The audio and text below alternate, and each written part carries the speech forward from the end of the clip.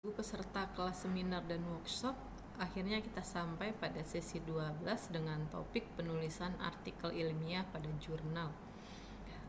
Setelah Bapak dan Ibu selesai menulis atau melakukan penelitian yang nantinya Bapak Ibu lakukan untuk tesis penyelesaian program S2 Bapak dan Ibu akan memiliki kewajiban untuk menulis hasil penelitian tersebut dalam bentuk artikel ilmiah yang akan diterbitkan pada jurnal ilmiah.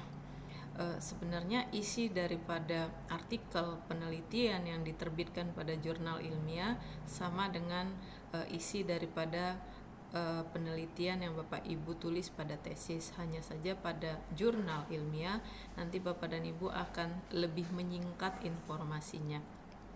Pada artikel ilmiah yang kita publikasikan di jurnal ilmiah akan terdiri daripada abstrak, lalu latar belakang penelitian, lalu akan ada kajian literatur, metode penelitian, hasil pembahasan dan kesimpulan, serta daftar referensi.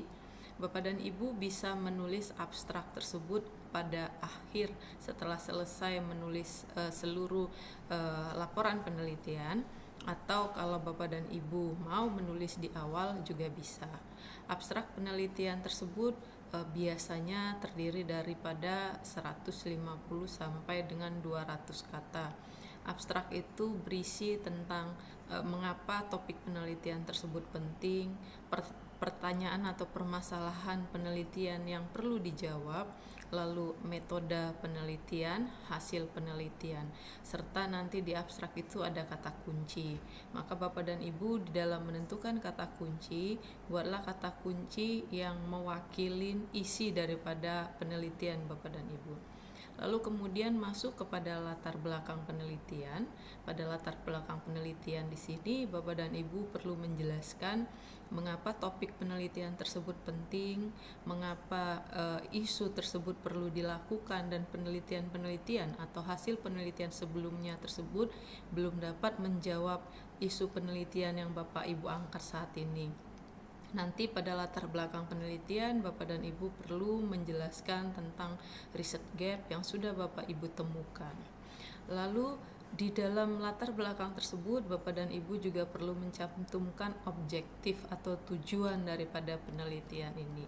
Lalu pada bagian kedua yaitu kajian literatur, maka Bapak dan Ibu di sini perlu menjelaskan teori yang menjadi dasar model penelitian Bapak dan Ibu serta penelitian-penelitian terdahulu yang sudah dilakukan terkait variabel penelitian yang Bapak Ibu gunakan.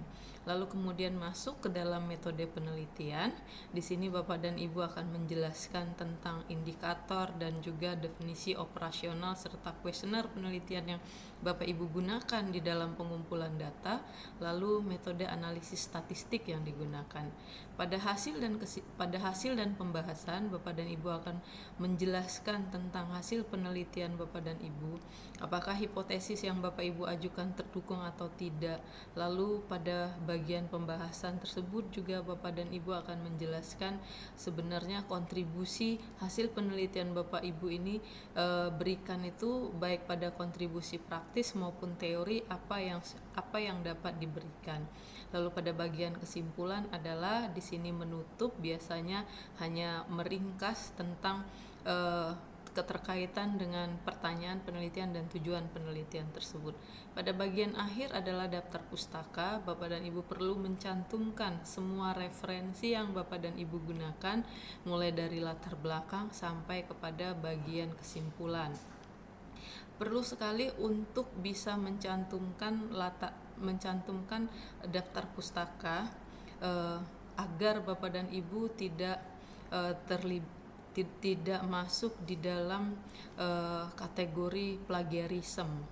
Nah, Bapak dan Ibu juga perlu concern di dalam penulisan ilmiah. Seringkali orang masuk ke dalam peluang terjadinya plagiarisme. Nah, untuk menghindari plagiarisme, Bapak dan Ibu ketika mengutip atau merujuk pada penelitian terdahulu, yang pertama jangan lupa untuk menyebutkan sumber referensi tersebut, yaitu artinya kita mengakuin bahwa apa yang kita cantumkan itu adalah kontribusi dari peneliti terdahulu. Lalu yang berikutnya juga Bapak dan Ibu perlu untuk melakukan paraphrasing daripada kalimat, sehingga kalimat Bapak dan Ibu atau hasil penelitian Bapak dan Ibu tersebut tidak masuk di dalam nanti kategori similarity yang sangat tinggi.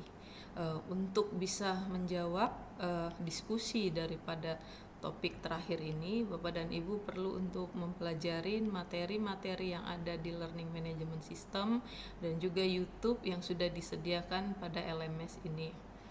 Seperti yang Bapak Ibu ketahui bahwa mata kuliah ini tidak ada ujian akhir semester, maka penilaian untuk mata kuliah ini murni didasarkan pada tugas-tugas yang Bapak Ibu sudah sediakan dan juga dari nilai diskusi yang Bapak dan Ibu peroleh mulai dari sesi 1 sampai dengan sesi terakhir.